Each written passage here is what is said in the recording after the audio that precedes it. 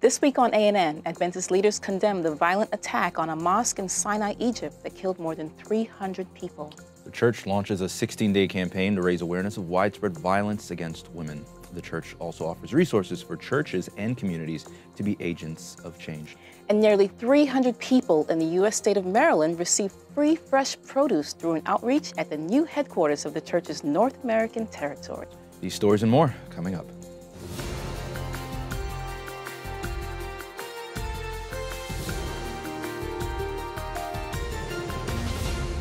The Seventh-day Adventist Church in the Middle East and North Africa region, or MENA, was among many faith groups that spoke out against the worst act of terror in Egypt's modern history.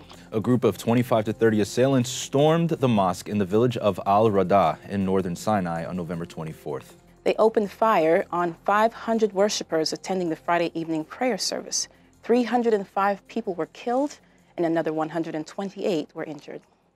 The president of the church's MENA region, Rick McEdwards, said, in response, we strongly condemn the criminal act, which was committed within a sacred place of worship and prayer. He went on to say, our Adventist church family wishes to convey our sorrow to the families that have lost loved ones in this sad event. Our prayers are with the families and with all Egyptians during a difficult time. May God be with you all. Last Saturday, November 25th, was the International Day for the Elimination of Violence Against Women. According to the United Nations, 1 in 3 women worldwide have experienced physical or sexual violence, mostly by an intimate partner. Studies also show in 2012 alone, partners or family members were responsible for the deaths of 1 in 2 women who were killed. The UN calls violence against women the most extreme form of discrimination. The Adventist Church used the designated day to kick off 16 days of activism to end violence against women and girls. You can get involved by visiting enditnow.org.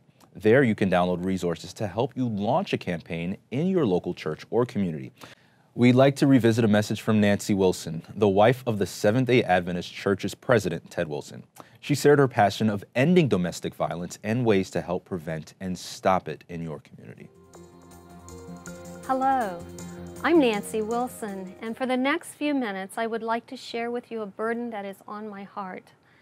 There's a silent epidemic that is reaching across the globe, affecting every country, every culture, every people group. Although this epidemic is often hidden behind closed doors and carried in closed hearts, it is nevertheless very real. It's the ugly epidemic of violence, of abuse in all its terrible forms.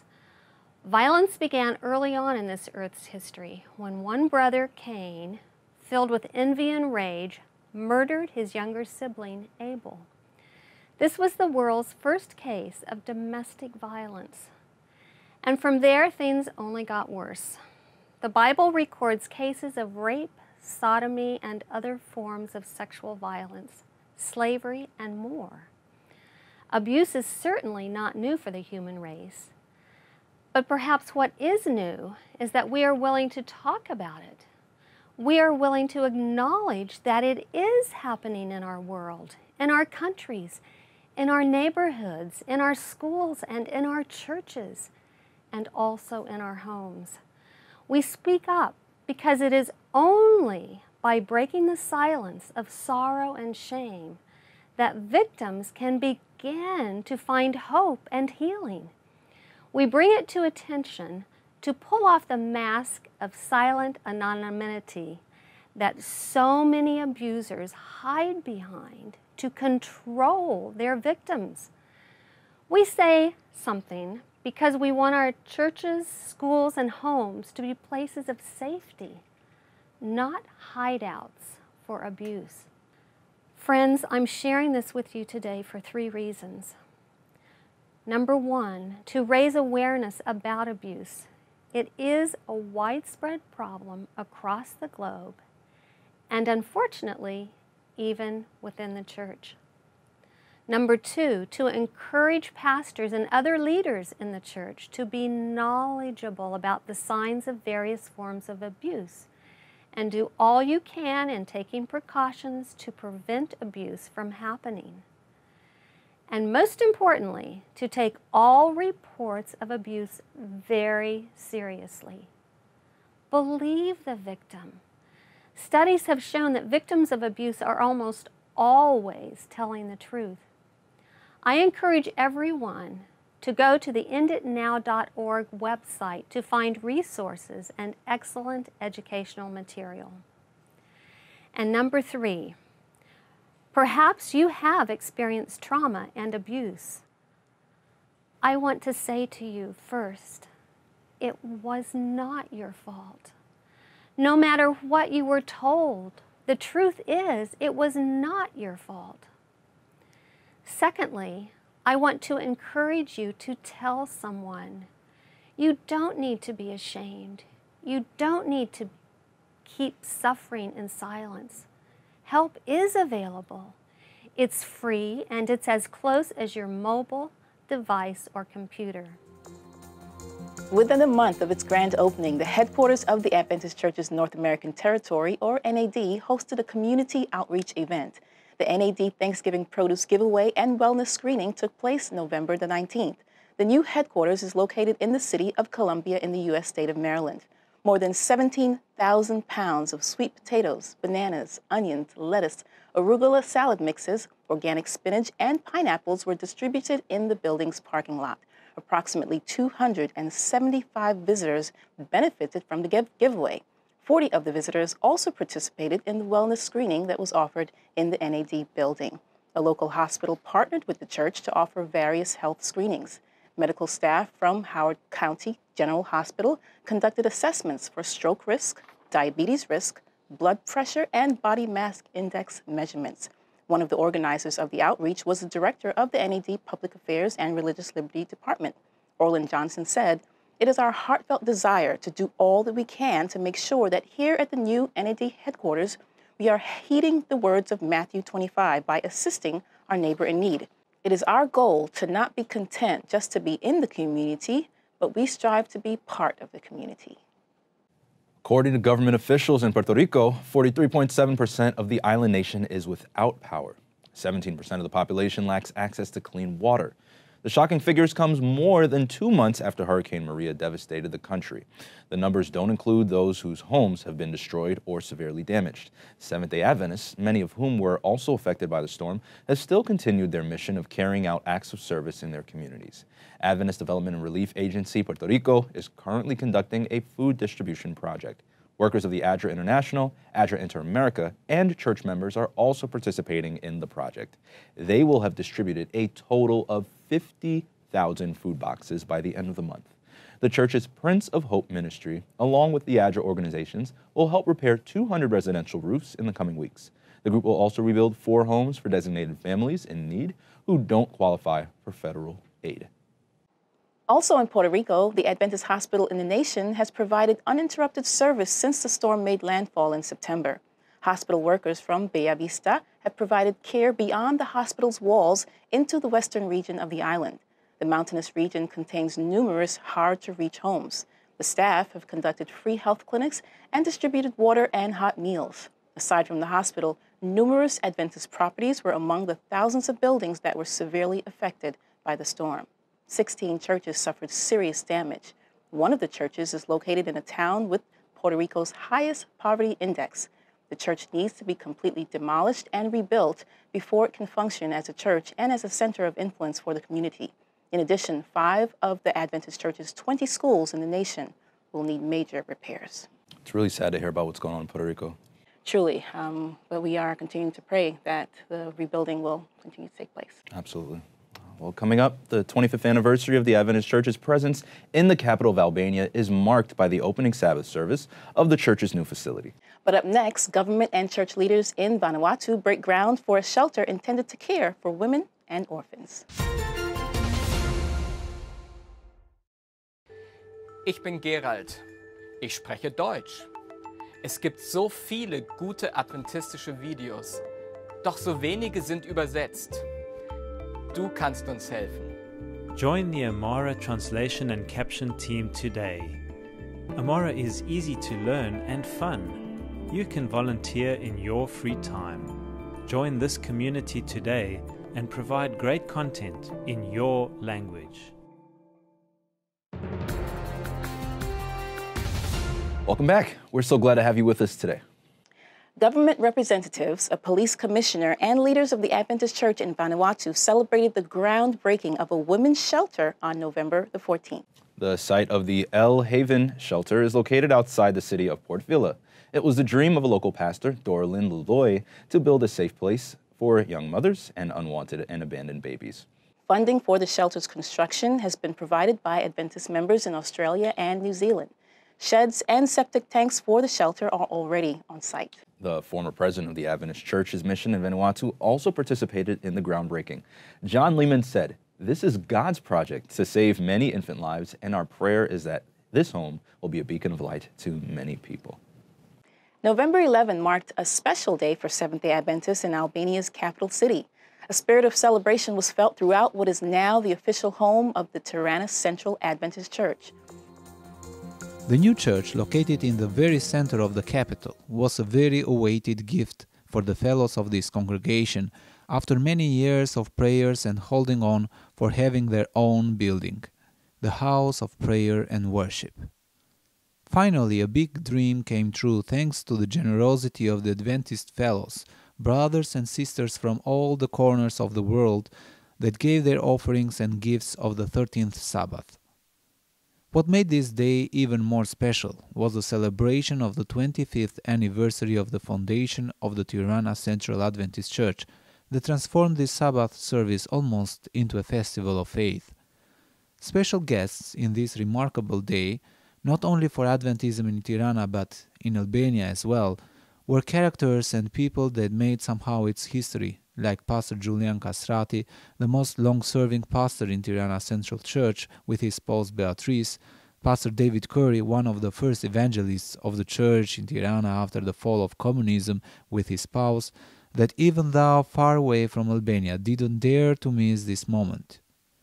This commission is becoming more and more urgent and necessary as we are living in the last days, right before the second coming of Christ.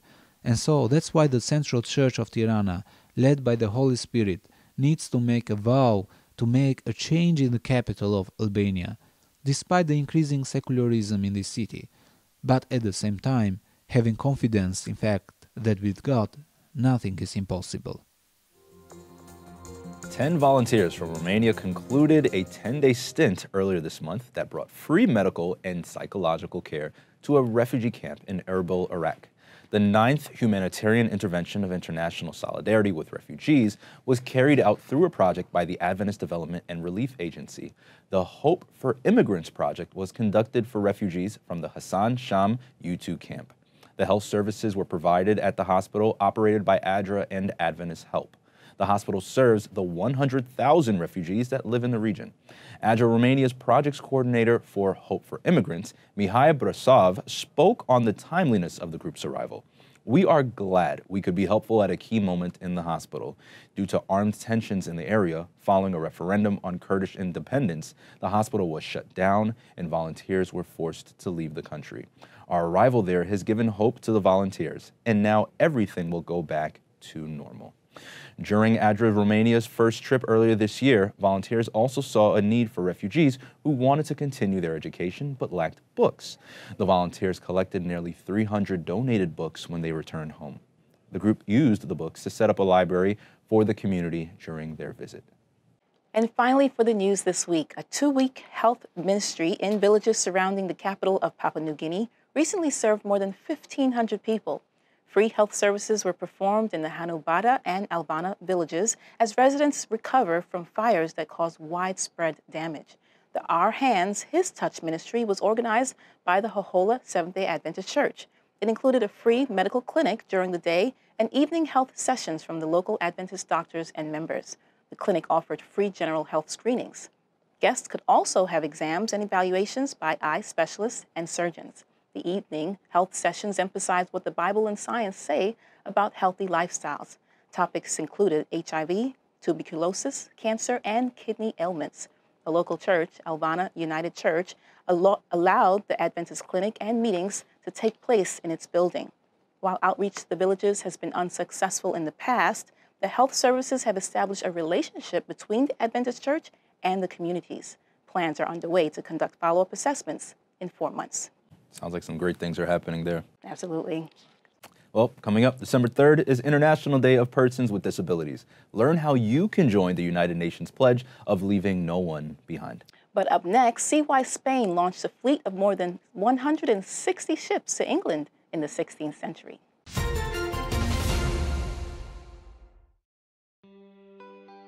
One thing that really overwhelms me is the fact that, I don't have a job.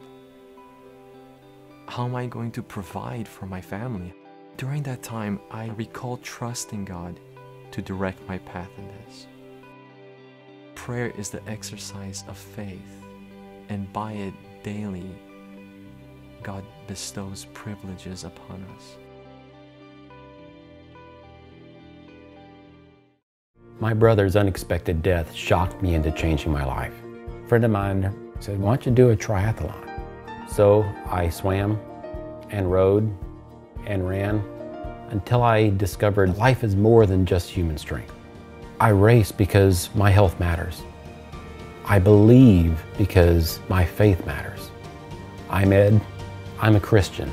I am an Ironman, and I've discovered my whole life matters. Welcome back. A grand attempt was made to overthrow England's Queen Elizabeth I in 1588. The attempt was made not only because Rome said she was illegitimate, but because she made the Anglican Church the official religion of the nation. The Spanish Armada, as a result, was a massive, deadly campaign to establish a Catholic monarchy in England. Learn more in this week's episode of Lineage.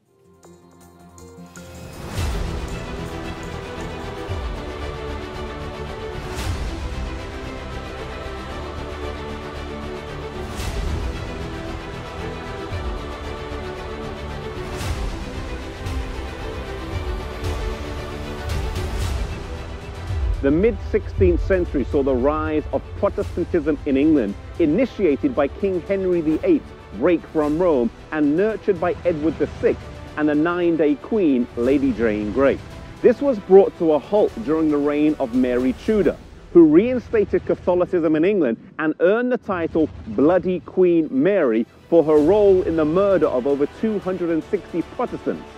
Things changed when Elizabeth I came to the throne. She reinstated Protestantism and cemented earlier reforms that had started and established the Anglican Church.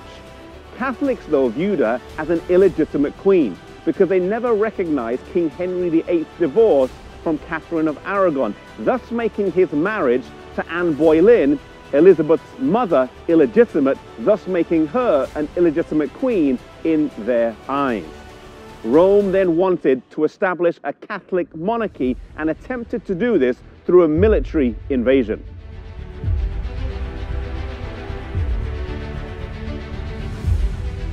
On the 28th of May, 1588, the Spanish Armada, a fleet of 130 ships, set sail from Spain to England.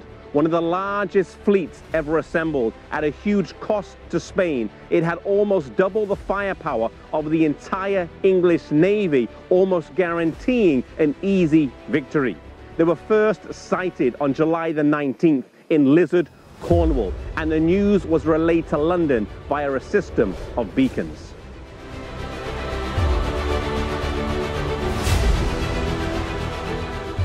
Sailing up the English Channel, they missed an opportunity to attack the English fleet, stuck in the tidal mud in Plymouth. Hoping to reach the Netherlands to pick up 30,000 soldiers to battle with the English, they dropped anchor in Calais.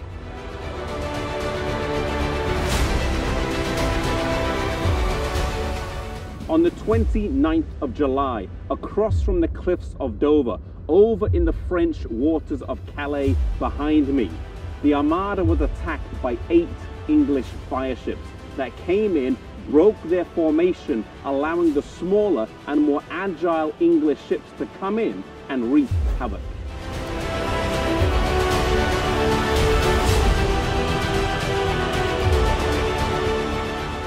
The Armada broke up and sailed up the Channel to the North Sea while being pursued by the English ships.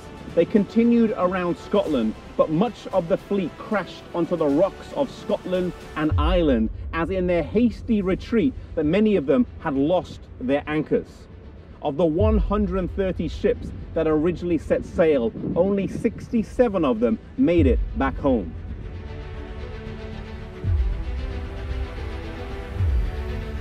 Unaware of the Armada's fate, the English militias assembled in Tilbury, Essex, where Elizabeth was invited to inspect the troops. Wearing a silver breastplate over a white velvet dress, she gave a famous speech.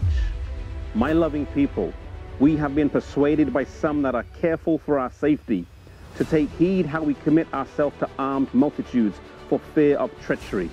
But I assure you, I do not desire to live to distrust my faithful and loving people. I know I have the body but of a weak and feeble woman, but I have the heart and stomach of a king, and of a king of England too, and think foul scorn that Parma or Spain or any prince of Europe would dare to invade the borders of my realm."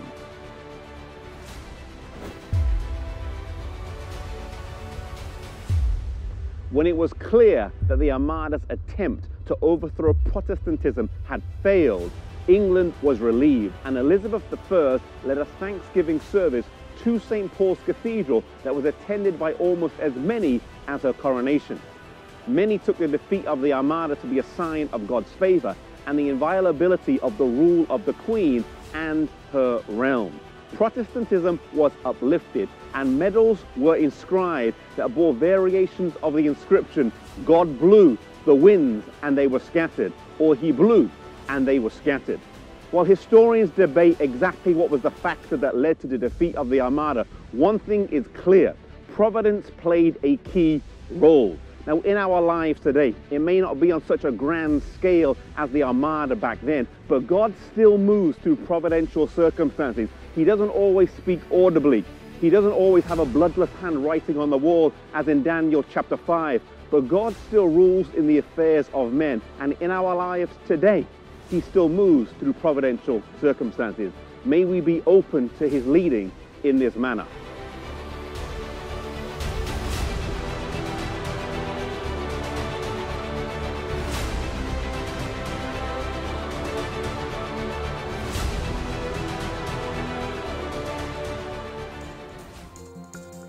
Lineage has taken us through the Protestant movements all over Europe. The series has covered Italy, France, Scotland, and many other nations. If you'd like to refresh your memory of the events that shaped Christianity during this time, visit lineagejourney.com. This coming Sunday is International Day of Persons with Disabilities. It was designated by the United Nations as a time to raise awareness of their political, social, and cultural lives. And for this week's social media segment, Emily Mastrapa is here to share how you can advocate for the rights and well-being of those who are living with disabilities. 1 billion people, or 15% of the world's population, experience some form of disability. Persons with disabilities, on average as a group, are more likely to experience adverse socioeconomic outcomes than persons without disabilities. Sunday, December 3, is International Day of Persons with Disabilities, or IDPD. It aims to promote the rights and well-beings of persons with disabilities. It is also a day to raise awareness of their situation.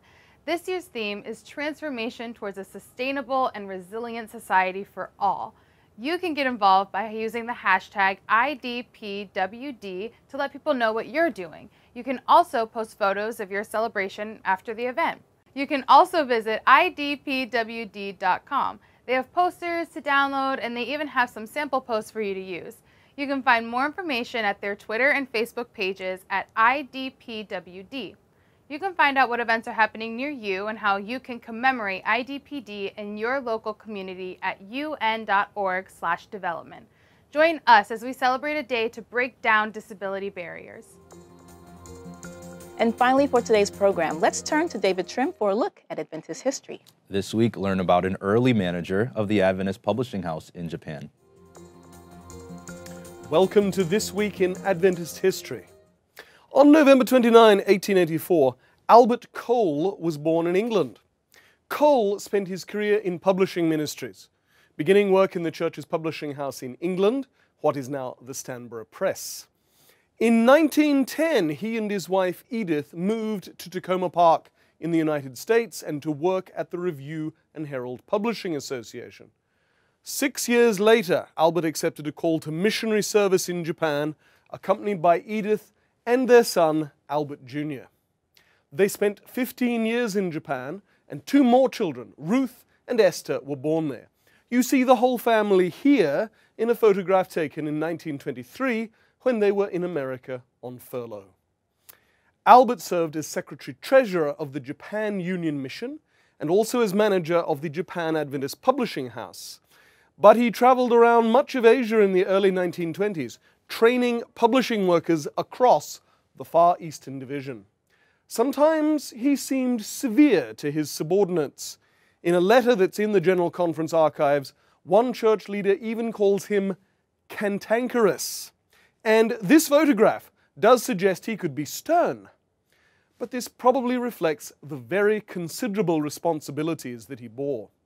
The Coles returned to America in 1931, and Albert taught at Mount Vernon Academy for 7 years, but he went back to Tacoma Park in 1938, working for the Review and Herald Publishing Association for another 18 years until he retired in 1956, aged 71. On December 2nd last year, 2016, Caleb Adeogun died in Nigeria at the age of 84. Adeogun was a trailblazer in several ways. He spent much of his career in Adventist education at both high school and college level, including the presidency of the Adventist College of West Africa, today's Babcock University. Later he became the first Nigerian-born secretary of the Nigerian Union Mission and subsequently the first national president of the church in Nigeria. At the 1990 General Conference session, Adeogun was elected executive secretary of the World Church's Africa-Indian Ocean Division.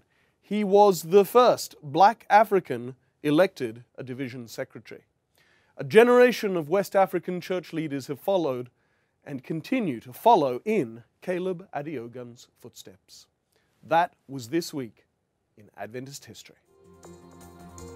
Thanks for watching ANN. Join us next week for more news from the headquarters of the Seventh-day Adventist Church. We'd love to hear from you. Send us your feedback and tell us how your church is making a difference in its community. Be sure to capture plenty of video footage and photos, then write up a summary of the event's important details. And feel free to send full video reports as well. You can reach us by sending an email to annvideo11@gmail.com. Before we say goodbye, here's some good news from the book of Galatians, chapter 6, verse 9 and 10. Elroy, would you read that for us? Sure. The passage says, "Let's not get tired of doing what is good. At just the right time, we will reap a harvest of blessing if we don't give up. Therefore, whenever we have the opportunity, we should do good to everyone, especially to those in the family of faith." Amen. Well, that's our program for this week. Remember, you can always visit news.adventist.org for daily news and videos. Until next time, God bless. Take care.